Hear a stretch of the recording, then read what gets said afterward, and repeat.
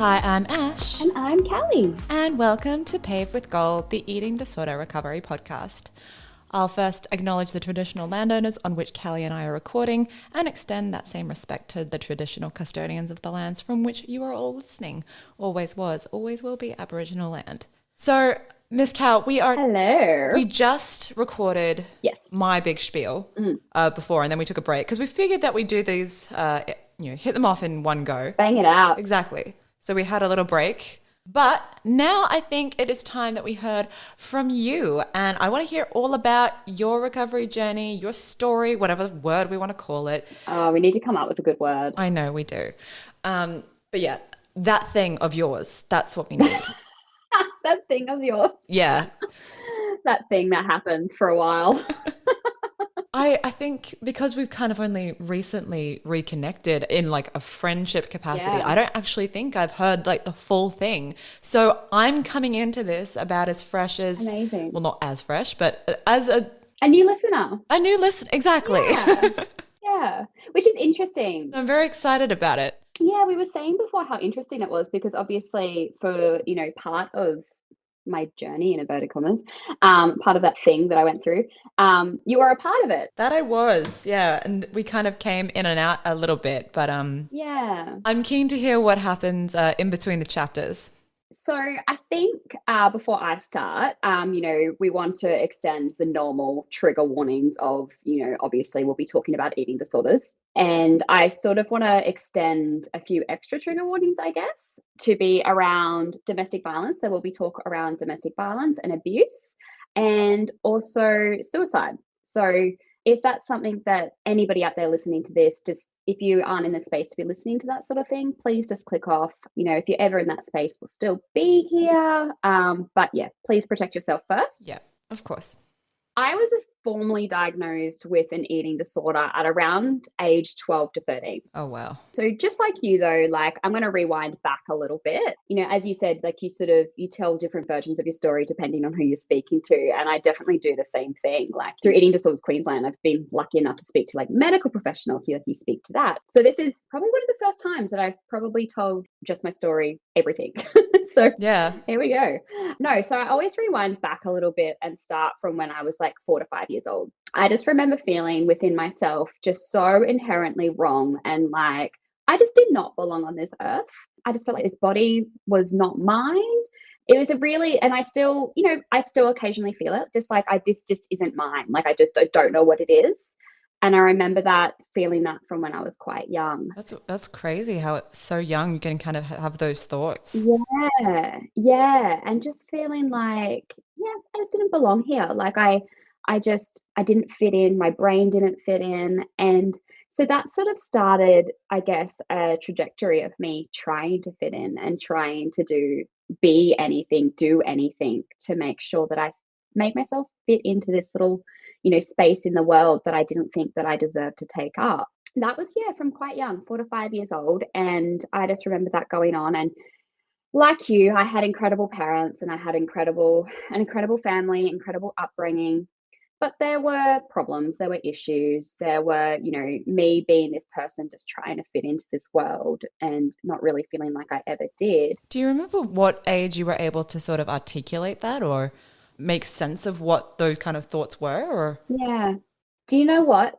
Not really. So probably not until like my 20s. okay, Yeah. that's a long time to kind of have that in your head and not being able to sort of talk about it. Yeah, and I think maybe like I showed it and maybe not spoke about it, but showed it in different ways, like showed how like I didn't like these feelings in different ways. We know perfectionism, but I would just put in all of my efforts to make sure that I did not rock the boat in anyone's lives. So my parents, and like I said, they're incredible. Like you, my mum is like one of my best friends in the entire world. But there were issues growing up. My parents fought a lot. We didn't have a lot of money growing up, so there was a lot of conflict surrounding that. My little brother, who I love dearly, had behavioral issues as well. And so I just remember thinking, they have got all of this stuff that they need to worry about. I need to make sure that I'm not one of those things. And I remember thinking, every time that they fought, every time that my little brother got in trouble, I thought it was my fault. And so I would take that on, and I would take it on in a way that I would try and fix it through any means necessary. So that was a lot to take on as a little girl. Absolutely. Yeah, so that was sort of like my childhood. I grew up in a country town, so, it was a great childhood, but, internally it wasn't great. As I grew older, I had crappy comments made by, members of my family, my auntie. I just want to clarify which auntie, who we don't speak to anymore. So I have some great aunties, but she, made comments about comparing my bodies to her daughter's bodies, and how Helpful. how I had a really big butt compared to her daughters, and little comments like that you take on as, I think I was like 8 years old at the time. Mm. I was officially diagnosed, as I said, at around 12 or 13 in a little country town. I lived in country Queensland, which, we speak about how important early diagnosis is, but also how important actual treatment is early on. Mm-hmm. Being in a country town, I just didn't receive that. There were no specialists. It was just a whole lot of fumbling around, the doctors Googling, anorexia nervosa, doctors Googling, like, just throwing tablets at me, and my parents being like, what is going on? That must be really sort of invalidating, like having someone, or like isolating, I suppose, of having these doctors, to these people that you go to that you trust, Oh, not actually knowing what to do. having no idea. And just like Callie was just a problem. And like there was no way to fix her. It's just exactly what you didn't want to be for your parents. Exactly. Yeah. And so it was like Mm. all of this thing that I was just trying so hard not to do, all of a sudden I just became the problem. Mm. And, all the fighting and everything, all of a sudden, I always thought it was surrounding me, but it never really was. But now it's like I'm the problem now. And I just remember though, like my treatment during high school was just I was pulled out of school a few times a week by the school social worker, and she was incredible, but it wasn't enough. And it was just, people watching me and people like making sure I didn't do anything wrong. And I always sort of gloss over that whole period because, to be honest, I don't remember it a lot. Like, I just remember it is just a big blur to me. Like, it was just survival. Like, I remember having panic attacks almost daily. I remember ending up in an ambulance almost daily. They'd take me from school to the hospital because I'd be having a panic attack, and they would have no idea what was going on with me. It's like, has Callie stopped breathing? And they would put me on oxygen, and they would put me, all these things. They would Mm.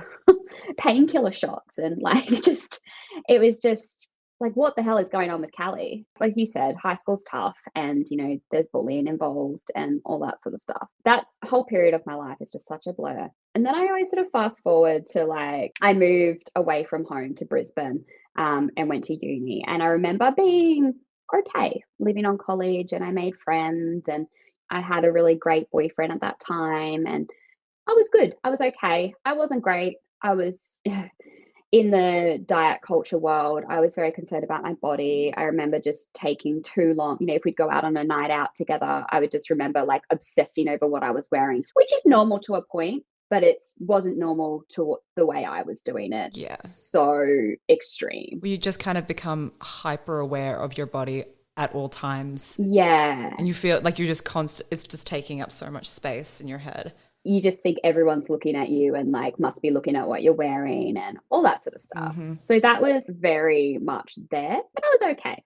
I guess I was sort of in what you would call like a state of quasi recovery, whereas quasi recovery is just, functioning. Mm. You're okay. You're medically well. You probably have a job. You're probably studying, but mentally, like, things probably aren't so great. It's almost like you could go either way. Yeah, exactly right. And, you could probably live the rest of your life in quasi recovery. It's just not a nice way to live. You're existing as opposed to like thriving. That's it. Then, so I was still in university, and then I met somebody, and that's sort of where things really took a turn again.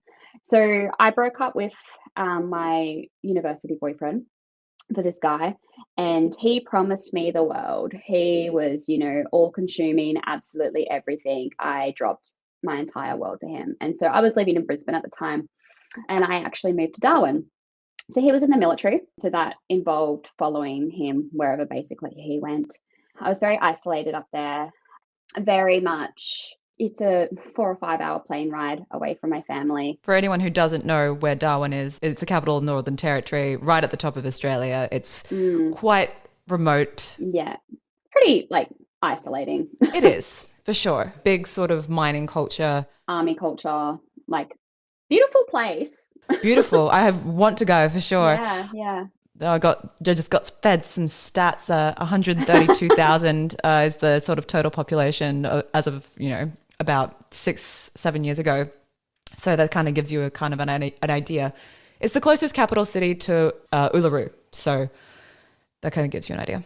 Yeah, so I'd moved up there. It was very isolating, very, very far away from my family and friends. So he would go away a lot with the army, out bush, out whatever they were doing. Um, and I decided that I would go on a health kick. Oh, Woo! yay. We love Hell Kings. Yay. Yeah, woohoo. But I remember being very stuck in the fitness influences of the time. Mm-hmm. I won't mention names because I don't want us to get sued. But Was this like the bikini body kind of vibe? oh yeah, Yeah, I think we kind of know which one we're talking about. we do. But yeah, Yeah. I was very much stuck in that, and followed that to the T. Followed this very cookie cutter diet plan that she had. I started to become very sick in the way that, like, physically sick, like IBS way. So I had IBS, but it was becoming really bad. So I would see dietitians. We were paying to see doctors. We were paying to see these people to figure out why Callie's stomach was so horrible. And obviously it was because I wasn't looking after myself. I wasn't nourishing myself properly, etc. And I was over exercising. Were you still at uni at the time? Yes, I was. I transferred unis up to Charles Darwin University. Okay. And so I was still studying as well. So you did have something to do, but not a lot. Yeah, correct. Mm. Other than that, it was sort of just, the world of army. Anybody who, I don't want to diss the world of army at all, but it can be quite a culture thing. Like, it can be very much not overly healthy in some ways. The next posting was to Sydney. And that's when things got really bad. That's when I was very, very unwell. That's when my first hospitalization was. I could barely function. I was having seizures every time I stood up. I was just acutely, acutely unwell. My ex-boyfriend was like, yeah, okay, like, we'll admit you into hospital. He, at the time, we were going through a lot of trouble with the army. So he was being dishonorably discharged. Oh. And I won't go into specifics there because I don't want to get into trouble. um, Unfortunately, I was kind of used as a pawn in that fight. And so we were going to court, and I was used as the reason why certain behaviors were happening within that world. Behaviors that I didn't even know about, behaviors I didn't even know were happening. Things happened that I had no clue about, but it was blamed on me. So I went through my first hospitalization. When I came out, I was expected to be better. I was expected to slip back into the perfect girlfriend role. I was expected to be who he wanted me to be. And I tried really hard. I tried really, really hard. I couldn't. There was no way I could. I wasn't better by any means, but I was just trying to put up this, act of, being better. And very quickly that declined again. At the time, I quit uni. That was under the guise of I just didn't want to continue studying, which was not true. He didn't want me to continue studying because he wanted to go back to uni and get another degree, and I needed to go back to work full time. So that's what I did. As a diligent girlfriend, that's what I did. We needed to earn money. So I did, and I was working full time. As well as trying to keep up my outpatient appointments, and it just very quickly declined again. Got to the point where I needed to be hospitalized again. And you probably remember, Ash, I was hospitalized and I lasted 6 days. Yeah. When I went into that hospitalization, he made it very clear that, okay, you can go into hospital, but I won't be speaking to you the entire time. You go in, I don't want anything to do with you. That was very hard to cop. So that's what I did. But he did speak to me. it was just in the way that, what are you doing in there? Like, you don't need to be in there. You're fine. Like, you're just being dramatic. You're just being, feeding this I was the problem story continuously. So I discharged myself. It was against medical advice. He came and picked me up and we left. Not very long after, I needed to be hospitalized again. And so I went to Brisbane for that hospitalization because, again, I don't want anything to do with you. If you're going to hospital, I want nothing to do with you. At this time, I actually I was banned from, I had my dietitian team, I had my psychology team, I had my psychiatrist, and I was seeing them outpatient. My dietitian, so he used to come to every single dietetic appointment, every single psychologist appointment with me. I was never allowed to go to these appointments alone. So he would sit in on every single one. And I remember my dietitian one time asking him to leave the room. He was like, okay. So he left the room. And I remember her saying to me, Callie, what, like, are you okay? And I'd be like, yeah, no, I'm fine. I'm fine. She'd be like, no, like, are you okay? Yeah, no, I'm fine. And I remember after that appointment, we left and I was never allowed to see her again. Oh, wow. Okay. The same thing happened with my psychologist and then my psychiatrist. So my psychiatrist then sent us a letter saying that if I didn't show up to an appointment, I would be sectioned. So he then got his lawyer friends involved. And yeah, I wasn't allowed to see anyone ever. Like, I wasn't allowed any of my team again because I guess he felt threatened. I guess he felt like they were going to take me away from him. I'm not sure. It was just, it's the classic cut me off from anything that, might help me.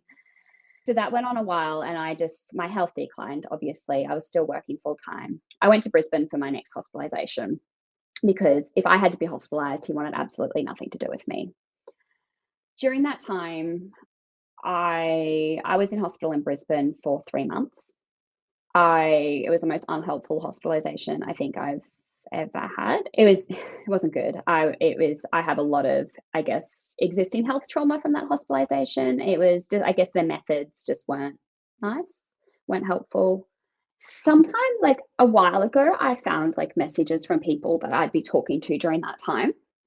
And just the conversations I'd be having with them or the things that I was saying was just so like, who was that? Like, who was in my brain, like making me speak? Because that's just so far from, who I know today being me. It was just like this monster, like this alien, like is talking to people who is just so obsessed with like, I don't know, like just unhealthy things. And like anything anybody ever said to me, I could always twist it back to be how disgusting I was. It's just wild. Yeah, no, it wasn't a good hospitalization. I do remember chatting to you, I think, during that time. And there was just, Yeah, and I mean this with no disrespect, you were completely impenetrable. Nothing I could say was going to, no, you were very no. much, this is how it is. And Oh, yeah, you weren't hearing anything else, which again, it wasn't you, it was your eating disorder. absolutely. Yeah, it just had complete control. And, just the behaviors were just out of control in that admission. And anyway, so after that admission, I was allowed to come home back to Sydney, which was, lovely. And I wasn't better. Obviously, I wasn't better. And I just got sicker and sicker and sicker than I'd ever been. And that relationship just got worse and worse and worse. And I was cut off from everybody. I wasn't allowed to talk to my parents. I was completely cut off from my family. He had completely, he turned me against them. Like I don't think he had turned me against them. I was scared for them to converse with me or converse with him because of what he would do and what he would say after that. So it was easier for me just to cut them off because then they wouldn't be bad-mouthed and I wouldn't be in trouble. He had me cut off from everyone. I was allowed to have friends that he chose for me. He very much kept me sick. He very much kept me in his little box that he could use me and control me. Well, that's what I was going to ask you is, do you think that he kind of wanted to keep you away from treatment and keep you trapped under these strict controls in sort of the monster of your eating disorder so that he could... He could use me. Yeah. As much as he would have said, no, I want you to be better. Do you think that he meant that? Or, no, yeah.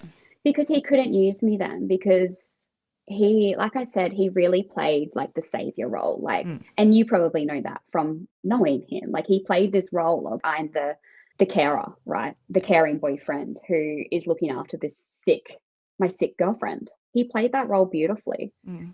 And he used it. And he told everyone that He tried to paint you as a very helpless person, which absolutely. me knowing you now Yeah. is so far from who you are. It's exactly what he did. And he painted me as the problem. People would be telling him, like, why are you with her still? Why are you still supporting her? Why are you with her? Like, I remember finding messages that they had sent him one time being like, just kick her out. Just put all the shit on the footpaths. Just kick her out. Like, why are you putting up with her shit? And he'd be like, because, I love her, but, and he'd be saying all these horrible things about me. And during that time, actually, I also found out he was cheating on me as well. Oh, fun. Oh, good. That's helpful. Yeah. So it was just a really good mixed bag of things. But yeah, I was just a pawn in You're just caught in his web. in his little act. Exactly right. And it's interesting, actually. I had a friend of his from the army reach out to me last year, I think it was, messaged me just basically saying sorry and saying I didn't realize. He said, we all knew he was a terrible human, but I didn't realize that the most terrible he ever was to you. Oh, yeah, like I don't think anyone really realized that. He's just like, yeah, we thought you made him better. We thought that you made him a better person and that he was better being with you. He's like, I just did not realize what was going on behind closed doors. And no one did. Mm. It was hard for anyone to. Like how would anyone know? He just, he had that act down pat. Mm.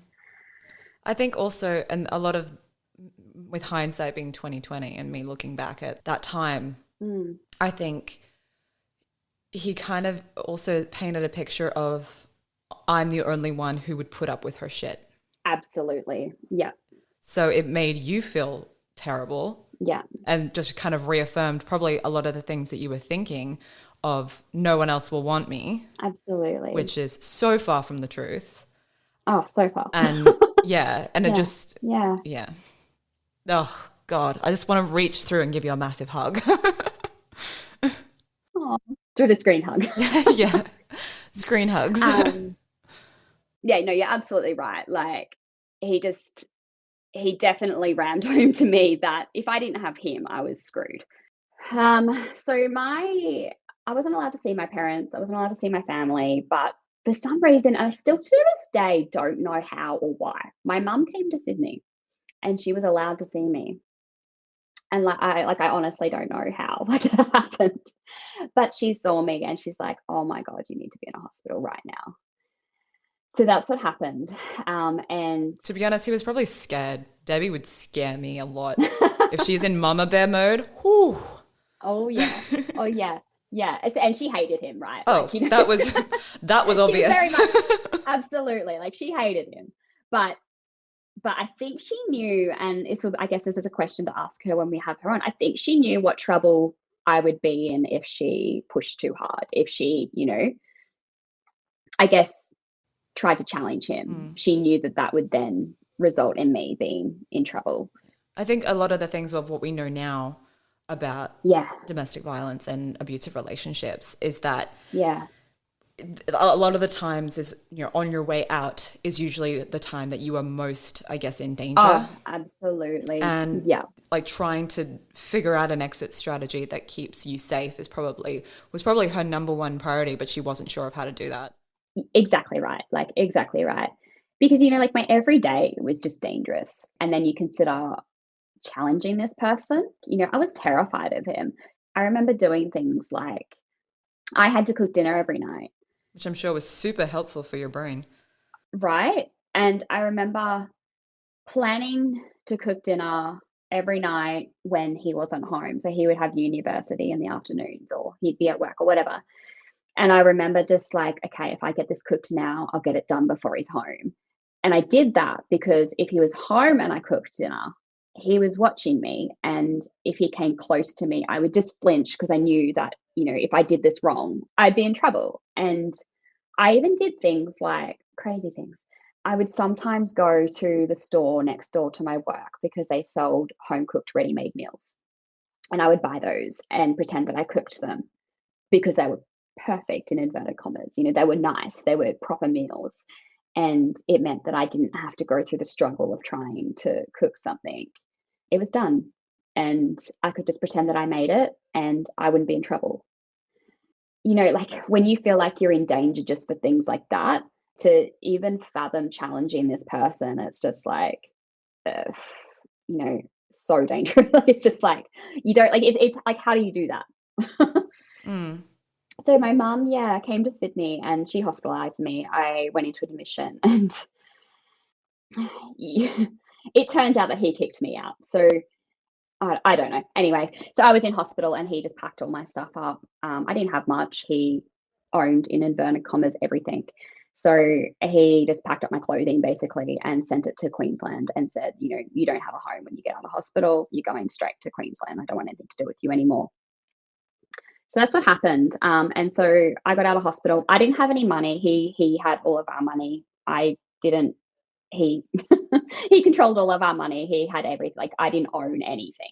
So I just went with clothing and Centrelink, you know, because our money was his, Mm. which inverted commas, because I worked, but you know, go figure. Um, Mm. I moved to Queensland and I went through a bit of a long stage of a bit of, I guess, quasi recovery again. You know, I got out of hospital and I was like, oh, like I'm in Queensland now, let's try and start again. And so went through a stage of quasi recovery. I had a full-time job. I was, This was when you were working at the travel agency? yeah, on the Gold Coast. So I had friends and I was going out and, you know, I was dangerously suicidal during that time. I was going out, working, you know, drinking with my friends and stuff. And on my days off, I would go home and time was a really big issue for me. I couldn't stand having any amount of free time. It was just really daunting, I guess. Like I don't know. I just felt like I couldn't cope. I felt like I couldn't live it. So I would over medicate. And that sort of started a struggle into an addiction to prescription medication. And, you know, with an eating disorder and anxiety and depression, you're prescribed, you know, anti-anxiety meds on the bucket loads. And so that was really easy for me Mm-hmm. to just over medicate on those. And I was hospitalized to emergency a bunch of times during that time. And it was always just like, oh, I'm just so tired. I just wanted to sleep. Like it was nothing. I'm just so tired. I just wanted to sleep. During that time was my first and second attempt of suicide. If I was real, it was probably like my fourth, fifth attempt.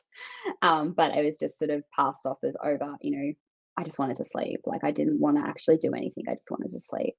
So mum and dad actually moved me home during that time and I hated them so much. Why are you destroying my life? Like I have a life here. Why are you trying to, you know, destroy everything I've got? I have, you know, not much. And now you're trying to take that away from me as well. Mm. So that's when I came up with the brilliant idea to move to London. Oh my God, I remember this. Yeah. Um, Look, London wasn't good for either of us, no, okay? London was not a good place. It's a great holiday We place. did it. Now we know. Yeah, don't move to London thinking it will help. Um, Look, no shade on London. It just did not suit us at all. no, I love London. I really do love London. So I actually went for my visa appointment the day after. Actually, I discharged myself from hospital against medical advice. I had attempted to take my life again, and they were like, "Yeah, like you, I was in hospital," and I was like, "I've got to get out. I've got a visa appointment now." Catches. So I did that, and before I moved to London, I did an admission into like a rehab type place, where I went offline for like a month, and you know tried to get myself in a good place mentally. I met one of my best friends there, who sadly took his life a few years ago, but I'm really grateful for meeting him there. So I always look at that experience as a really wholesome and great one, even though, like, I guess the facility itself probably wasn't so helpful. It just, oh, all of this, it really hammers home exactly how devastating Eating disorders can be. and mental Yeah. health can just Yeah. be, and why it is so important to get the help as early as possible. ASAP. And that's the thing about eating disorders and mental health, right? Unless you get better, you don't get better. Yeah. You know, like if the longer it goes on, you don't get better. Yeah. It goes one of two ways. Exactly right. Yeah, exactly right. Yeah. So yeah, I moved to London. So so at the time it was like, I'm moving to London for a fresh start. I'm moving to London because, you know, I need something to, you know, kickstart my life again. The real reason I moved to London was because I didn't know anyone over there. My brother was there, but like I could be distanced from him. Nobody could track me over there. Like nobody could keep an eye on me. And it meant that I could die over there peacefully without somebody trying to intervene. So that was the real reason I moved over. I just remember my day-to-day life there was just like planning how I was going to do it. I had a really good friend message me, and I think she sort of like had an inkling of what was going on. And I just remember her saying to me, Carl, if you do anything over there, just before you do you think you could just send me a message? And I was like, yeah. She was like, no, like before, like, I'm not going to try and convince you not to unalive yourself. I'm not going to try and convince you of that. She's like, I know how tough life is for you. I'm not going to tell you not to do it because that's not helpful. She's like, I just want you to message me to let me know that you're going to do it, because I don't want your body just to disappear. I want somebody to know what happened to you. And I was like, yeah, okay, no, like I promise. She's like, no, like, can you promise me that? I was like, yeah, no, I promise you. That was the thing that saved my life. Because I just remember, like, I would message her and be like, this is what I'm thinking. And she'd be like, okay, thank you for letting me know. And that just weirdly kept me going. I was like, oh, okay. Like she's not trying to, you know, oh, but, you know, don't do it, you know, all that sort of stuff. She was just there. And I just remember thinking that was the most helpful thing ever. Somebody wasn't trying to convince me that my life was worth living. She was just validating what I was feeling and just wanting to be there for me. And that was just the biggest thing ever for me at that time. So I kept going. I was in London for like a year and a half. And during that time, I kept getting more unwell. I found myself in another abusive relationship over there. So at that time, I thought that that was just what my life was. You know, if I was in a relationship, it meant abuse. Abusive relationships don't often stop when you're out of them. Because you carry with it the trauma from it, especially if you never actually end up getting it treated or healing from it. Yeah. Because you just carry that into the next one, which makes you, I think, yeah. Gosh, I could not for the life of me remember a statistic, but being in one abusive relationship, it increases your chances of it happening again. It's very common because, like you said, it's a trauma response as well. In a way, almost the abuse becomes familiar. And it's safe. Yeah. In a weirdly unsafe way. Yeah. Exactly right. Like, you know it. And, you know, even down to like the first like 2 weeks that I was dating Drew, I remember the poor guy, I accidentally rear-ended him with my car. Oh my God. Like, yeah. Yeah. So like I had a bright yellow car at the time as well. And he had like a lovely black like Volkswagen, and I rear-ended him with it. So it left a lovely yellow mark. So good. Anyway, so I just remember being like, holy shit, I'm going to be in so much trouble. We were meeting at his place. And so like we were driving home from somewhere. And I remember just like pulling up and just like taking a deep breath and like, holy shit, he's going to lose his shit. And I got out of the car and he didn't. He was just weirdly calm. He was just like looking at the back of his car, like just like almost scratching his head, like, what just happened?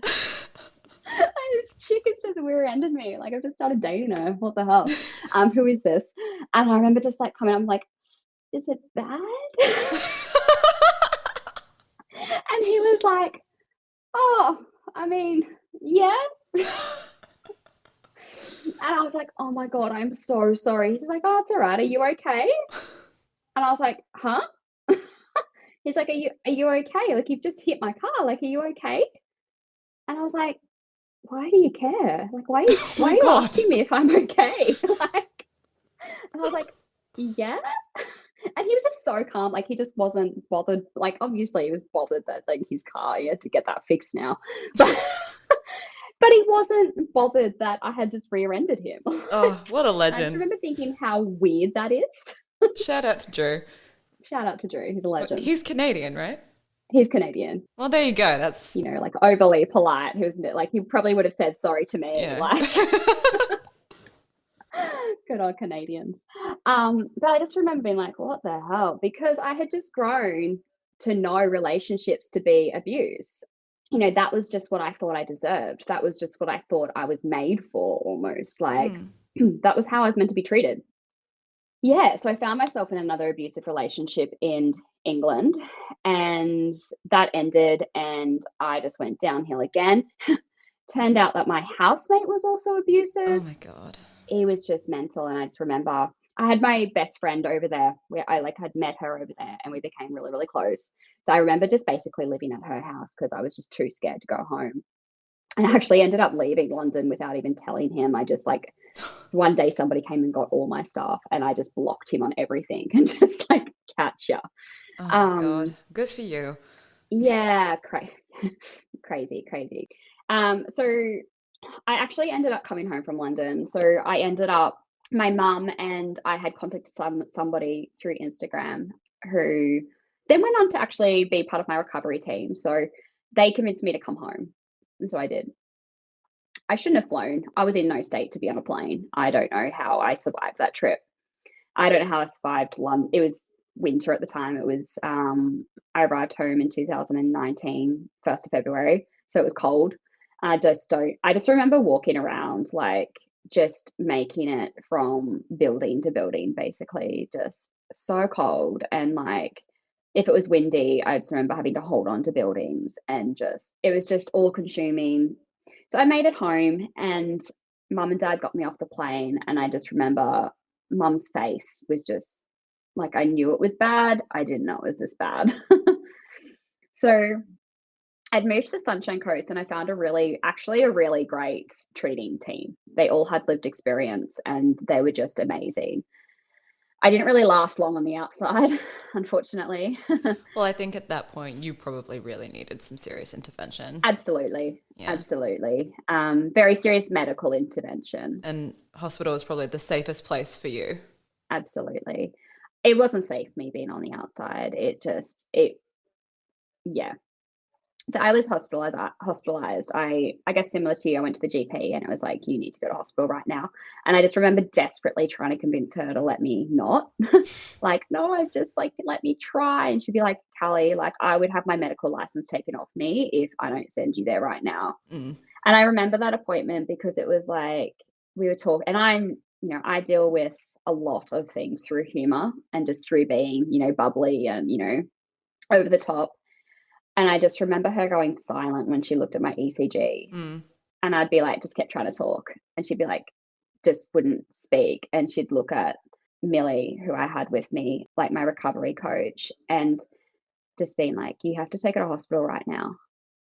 And I was just like, no, no, not going. So anyway, I went.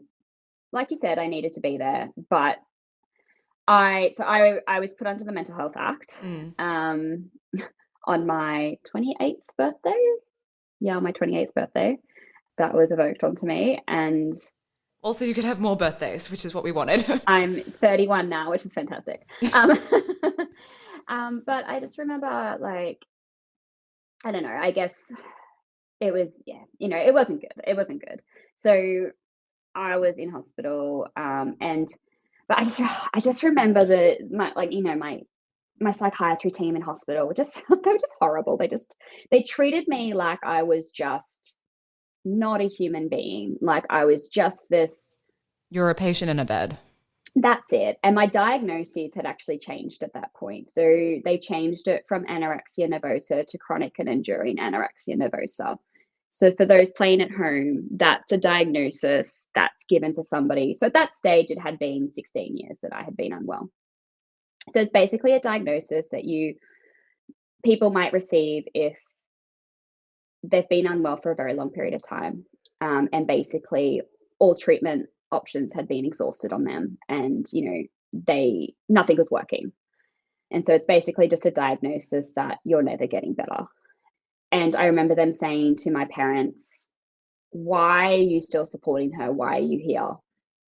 And basically just saying, just say goodbye to her because she's not getting better. Oof. Yeah. And obviously, you know, my mum, that wasn't going to fly. Um, funny. I remember security guards at my door, and I overheard them saying at one point, oh, just watch the mother. Like, I feel like she might do something. Oh my God. I mean, to be fair to the security guards, they probably weren't wrong. No, I think my mum was like planning to like break me out and like take me to New South Wales or something where they couldn't like then come and, you know. Anyway, no, she wasn't, I swear, but she might have been.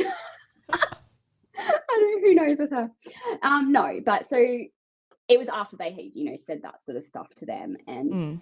I actually evoked Ryan's rule at that time. What's that? So Ryan's rule is it came about a young boy named Ryan, and I don't know what his medical diagnosis was, but it was basically he was given a diagnosis, and I think it was a terminal diagnosis, and the parents didn't agree with it, and they wanted an extra opinion. They wanted different doctors to look at him, and they just said no. And the young boy unfortunately died. So the rule came about that basically give patients rights to get a second opinion. Okay. Yeah, I was just looking it up now. It was introduced in Queensland, yeah, in 2013. Yeah. So I think it's just a Queensland thing. So we actually brought that out because, you know, just this team had, you know, diagnosed with me with that and basically said, you're never getting out of hospital. Like, we'll never allow you out of here. Say goodbye to her, basically. And to be told that on the inside, like, you know, you feel that, like, you feel like you're never going to get better. You feel like you're just a hopeless case. I remember just thinking, like, well, yeah, listen to this lady, like, listen to her, like, say goodbye to me. Like, I don't want to, like, I don't want any of this. I don't want you to keep me alive. I'm really angry that you've put me in here because, you know, I was a bit closer to not being alive, and you've now made me like a little bit better and further away from, you know, my goal. Just let me go. Like, why do you guys keep keeping me alive on this tiny little thread? Like, it just was awful. I just remember thinking, yep, listen to them. Of course, it was never going to fly with my parents. Do you think, as I guess you always hear about this mother instinct and Mm, mother love and that kind of thing, and you as a mum now, do mm. you think you can completely understand why she just refused to let go? Oh my God, absolutely. I get goosebumps thinking about that. Mm. Makes me want to cry. So I think about my little girl. I think about Blake, and just, she will not go through what I went through. Mm. I just, I used to say to my mom, like, did you, when I was a little girl, did you look at me and think that this is what I would be? Mm. And she would always just like, Carl, like, you're not what you think you are. I'm like, I am, mum. Like, I have just, look at my life. Did you think that that's, you know, I'm sure when you looked at me as a little girl, like, I look at Blake and think, you know, hopefully she's going to have a really great life. And hopefully she's going to flourish and, you know, do everything that she wants to do and be happy. And, you know, of course she's going to struggle, but it's going to be okay because, you know, we can deal with her struggles.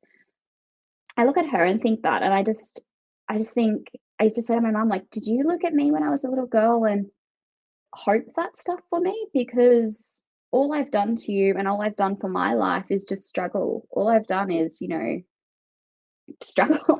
All I've done is struggle. Mm. Like, that's been my entire life. I haven't done anything else. And she would just be fiercely like, Callie, like, no, like, I'm proud of you. No matter what, I'm proud of you. And I'd be like, why? Mm. Like, why are you proud of me? I've done nothing for you to be proud of me of. Like, I haven't. I guess in her mind, she's like, you're still here, Mm. Yeah. Yeah. which shows tremendous strength given everything Yeah. that's been thrown at you, Yeah. Yeah. Exactly right. And which is so she, hard to like, yeah, it's so hard to think in that moment. But looking back, that's probably, mm, what she was thinking. absolutely. And she, you know, she maintained every single day of my life how proud of me she was, no matter what I did. I think she maintained that, and I just couldn't understand it, to be honest. But I do now. Mm. I do now because I know that if Blake struggled, I would be by her side no matter what. in whatever capacity I could be, you know, even when mum wasn't allowed to be there because of my ex, I know she was still there. I know that she was, you know, she was still there. And I look at my little girl and I just think the same. Like there's absolutely no way that I wouldn't be. But I ended up getting a second opinion, and we sort of cut a deal, I guess, like of, okay, well, you're going to go through refeeding, and then we're going to send you down to the psych ward. I actually got to go to the old person psych ward Oh my God. because the other choice was like, yeah, like an adult psych ward, and then not great places. They were like, we don't want you in a place like that. We're going to go put you in the old person psych ward. And that was really beautiful, actually. And then we're going to, you know, you have to do a period of time down that in the psych ward, and then we'll let you out. You have to, you know, prove that you're going to all of your appointments, but we'll let you out if you do this. And I was like, yes, no, like I promise, I promise, I promise. So that's what happened. And I remember our first episode, I remember saying to you that I just accidentally started recovery. Yeah. And that's sort of when that started. I was just so tired. To be quite blunt, I should have died by now. Mm. That, like, to be completely honest with you, I should not have been alive at that point. And I just remember thinking, like, what the hell? I'm not dying, so I'm so tired. There's nothing I could do that would make my eating disorder happy. I was, you know, I was so scared of being outside. I was scared of everything and everybody. I had a really great lived experience team and I gelled with them so beautifully. And I was really, really lucky that I clicked with them so well and they were there for me. Like they were like in my corner. Mm.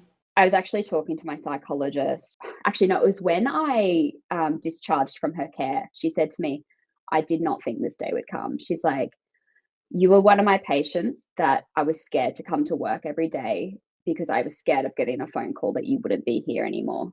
She was like, you were one of my patients that I was just every appointment, I was just like, oh my God, thank God she's here.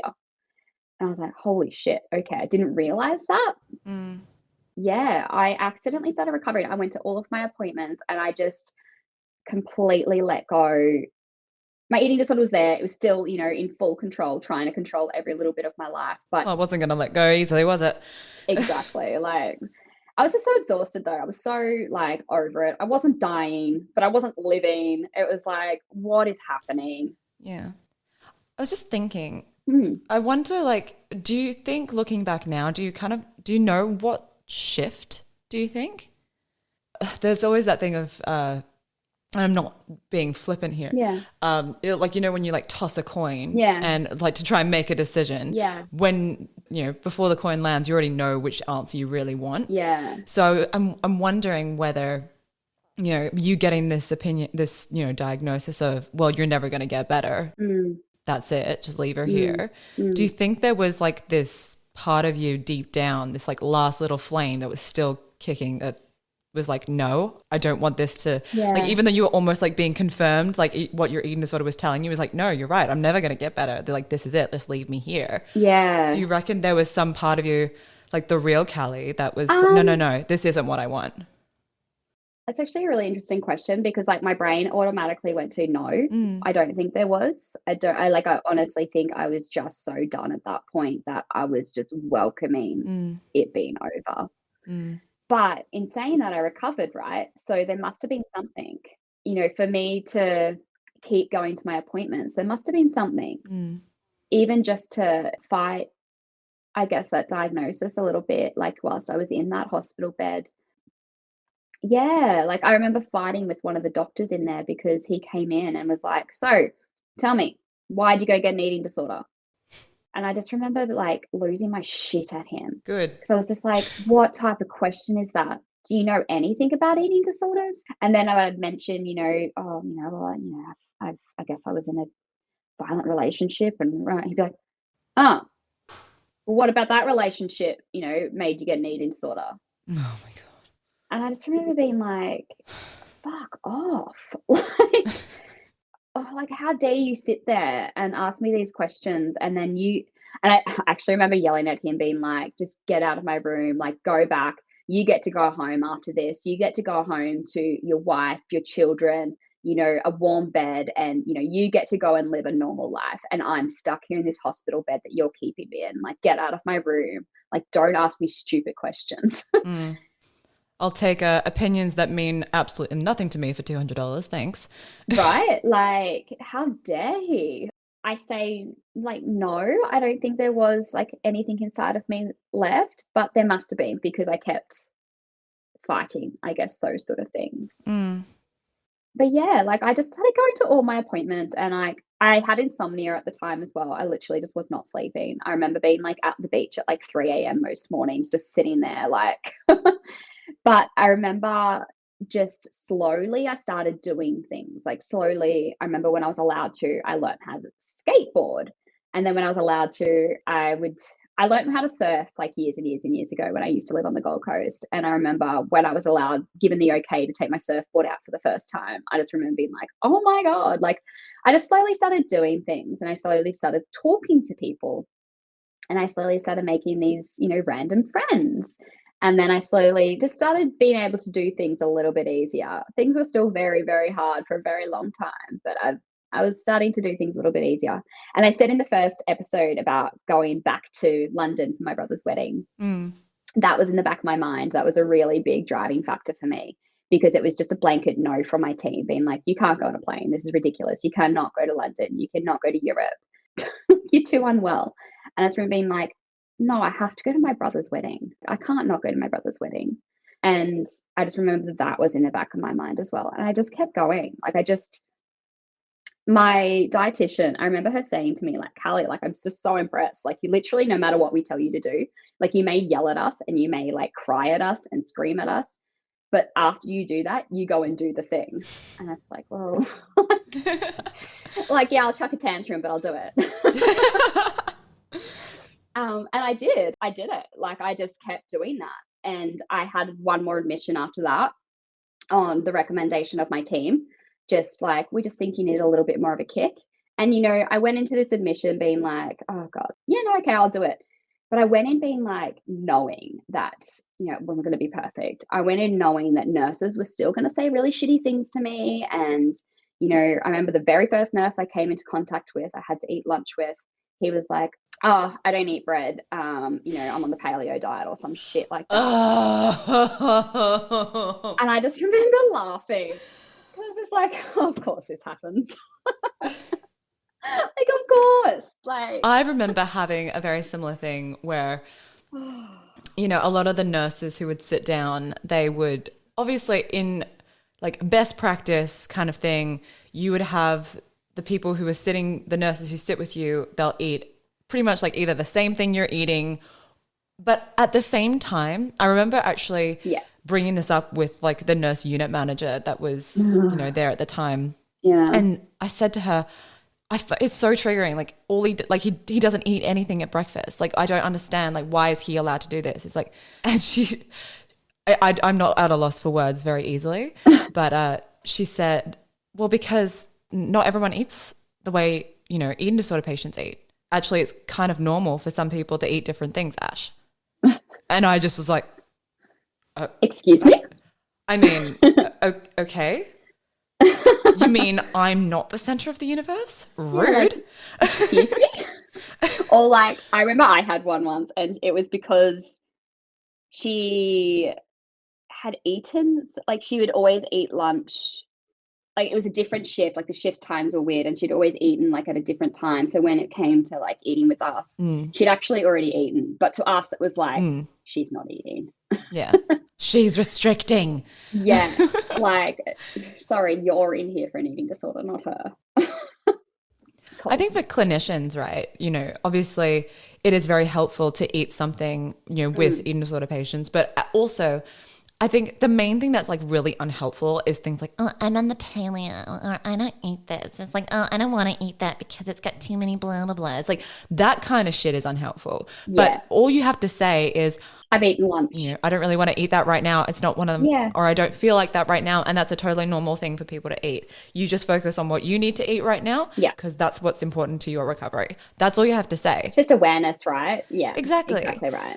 And I mean, obviously, when you're in sort of a patient thing, you're kind of always on the lookout. It's like, well, if I have to follow the rules, why aren't they following the rules? Oh, you're going to be so hyper aware of every tiny little thing. Exactly. But yes, blanket rule, don't offer diet advice when you're at an eating disorder table. I don't tell. Yeah.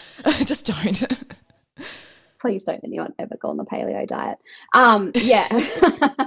So I went into this admission just like knowing that, unhelpful things were going to be said to me, and, they were. But I just remember like it's interesting, after he said it, I laughed. I was just like, okay.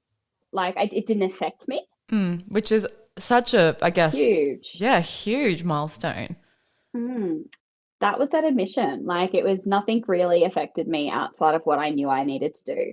I remember I emailed my dietitian because the hospital I was in, my dietitian and psychologist, which like they treated at that hospital as well. So I remember emailing my dietitian and being like, hey, I'm still hungry after dessert. Do you think it's okay if I have some chocolate like when I get back to my room, or can you add more food on? And I just remember like sending this email and being like, what the hell did I just send? Like, excuse me, what on earth? That email was from Callie. It was not from your eating disorder. So that is already a victory. Exactly right? And that's the thing, right? Little bits of Callie started showing up. And it's like what I said in the first episode of my brother and my sister-in-law being like thanking Callie for coming to their wedding because, my sister-in-law had never met her and my brother hadn't seen her in a very, very, very, very long time and like didn't even really know who she was.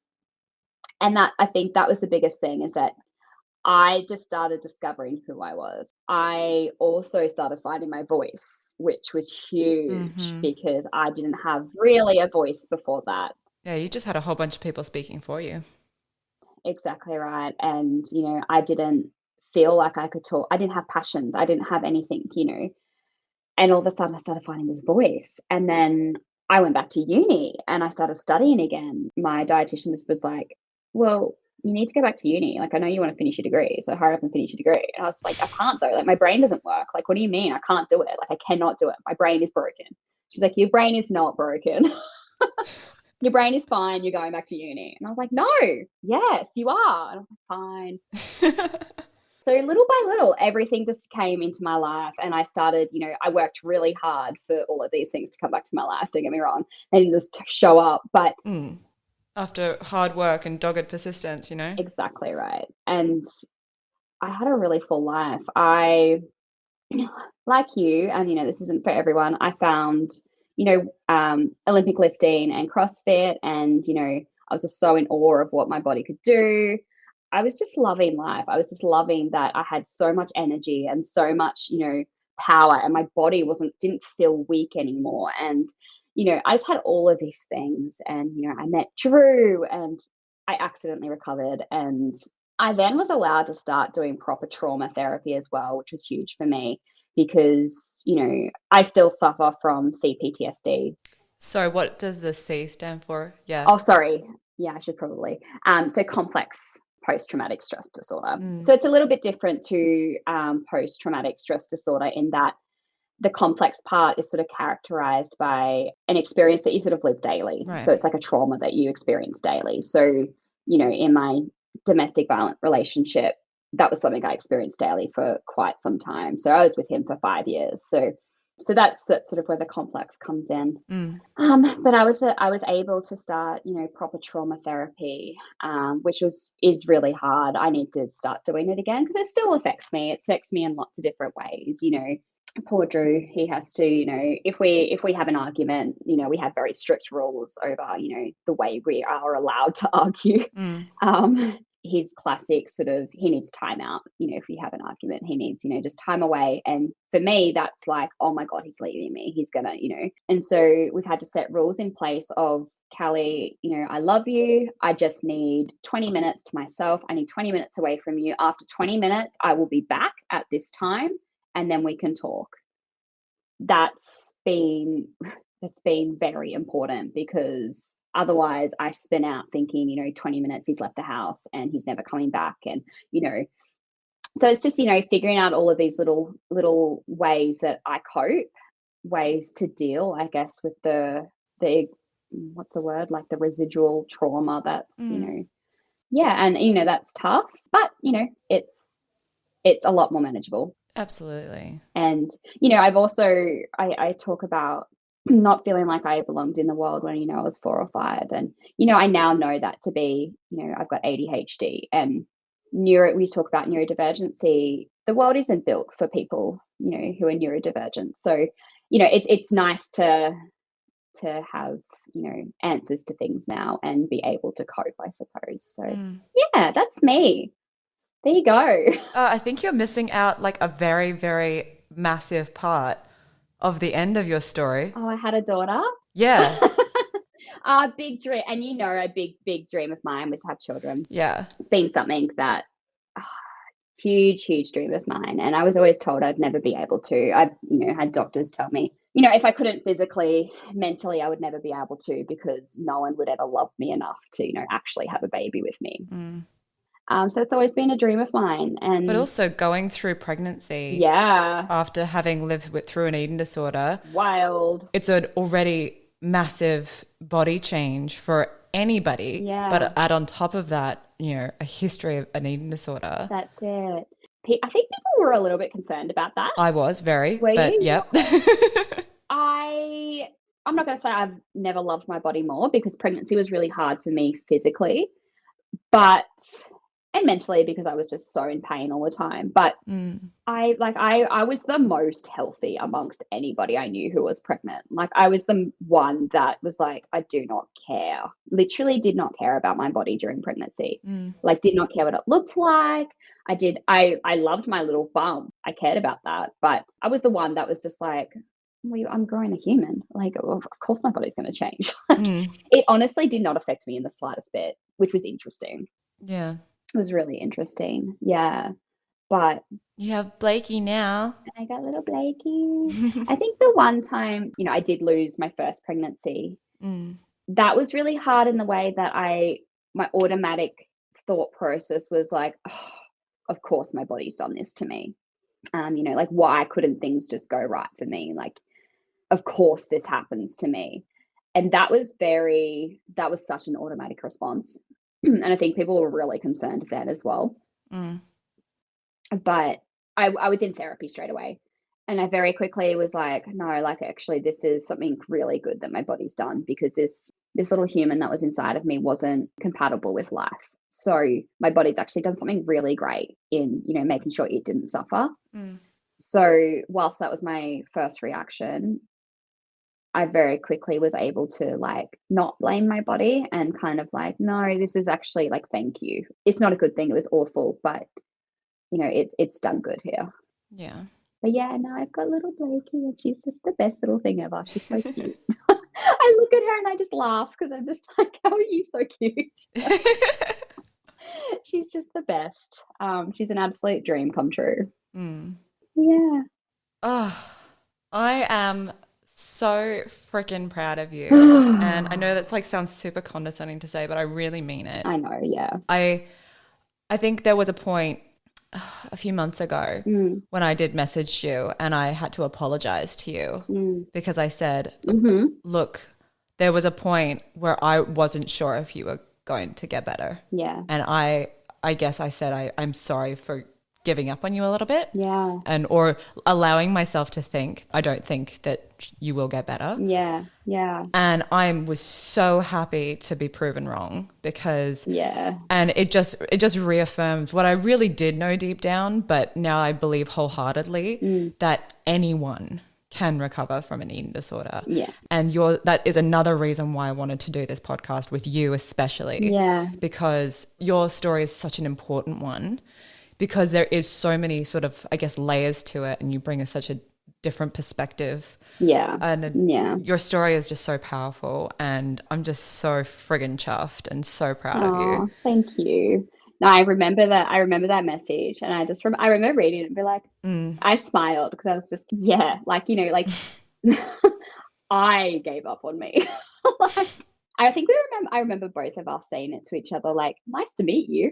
I know.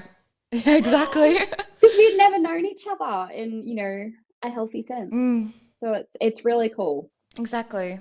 And I am just so stoked to be doing this with you. I just feel like our stories have a lot of value, and absolutely, I'm hoping that by sharing this, just inspire people. Even if the least we can do is sort of maybe shift the perceptions, I think, a little bit on eating disorders, what they actually mean, how they affect people.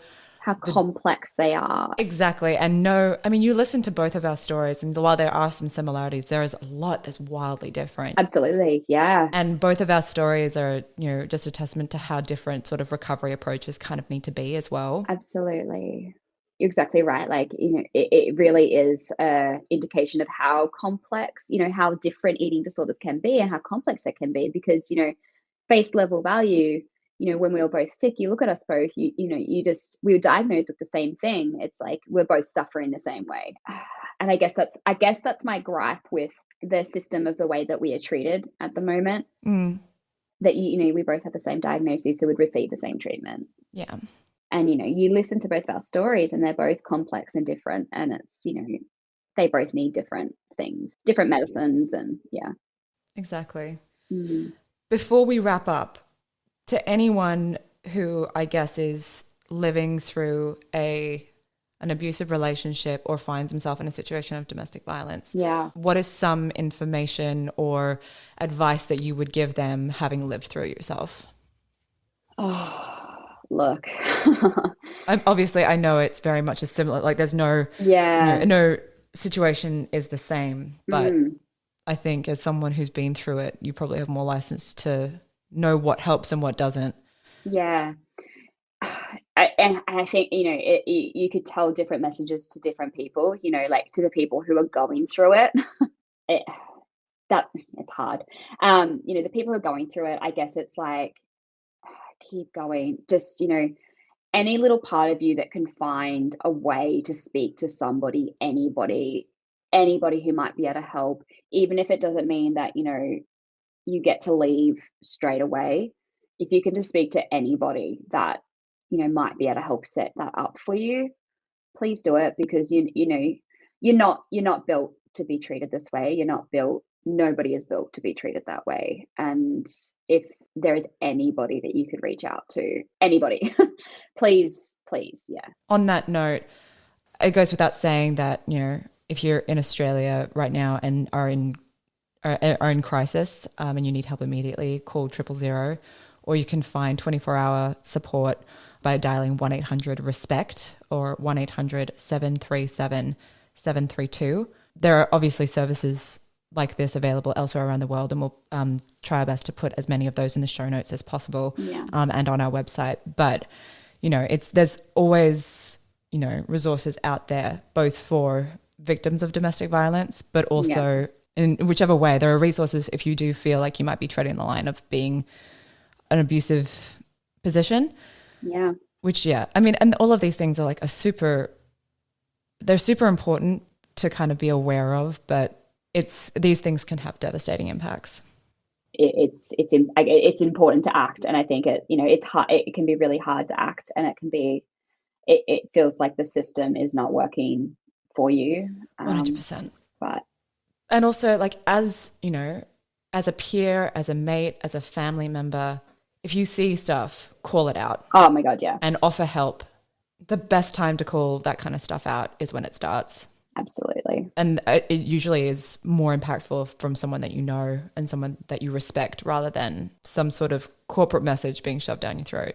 I spent a long time thinking, like, why isn't somebody saying something to him? Why isn't, a family member saying something to him? Why isn't a friend saying something? Like, is anybody seeing this? Like, Mm. does anybody see this? Is somebody going to say something? And that took a long time for me to, get over that he was cunning. And, it can be hard. But if you see something, please, as somebody who has been through it, please say something to them, because for me, that would have just meant the world, even Mm. just to have it seen a little bit. Well, Cal, you are so strong and so brave, Oh, and congratulations on so many things. thank you. Well, thank you to everyone for listening. I hope you found Callie's story as inspiring as I have. And honestly, Cal, you're amazing. And thank you so much for sharing Oh, your thank you. your story is so powerful. And I'm pretty much just going to keep telling you that pretty much every episode that we have for the entire podcast. Likewise. Just like, low-key crush on each other. It's fine. Yeah, pretty much. Yeah. Thank you so much for joining us. You can find us wherever you get your podcasts. Don't forget to subscribe so you don't miss any episodes. You can follow us on Instagram at pavedwithgoldpod.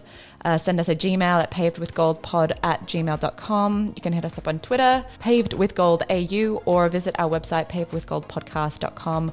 All of those links will be in the show notes along with extra resources, and you can find a lot of additional resources on our website. But until next time, thank you, Cal. Thank you, Ash. I can't wait to chat again. Oh, it's going to be so good. Take care. Thank you. Bye.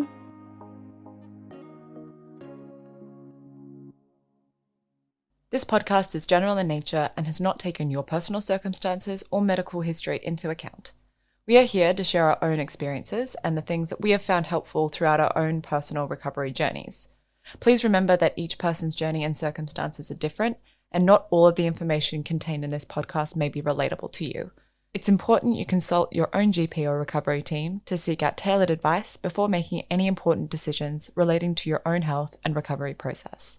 If you have found any of the content in this episode distressing, please contact your care team or a medical professional. If you or someone you know is in crisis and needs help now, please contact emergency services in your region immediately.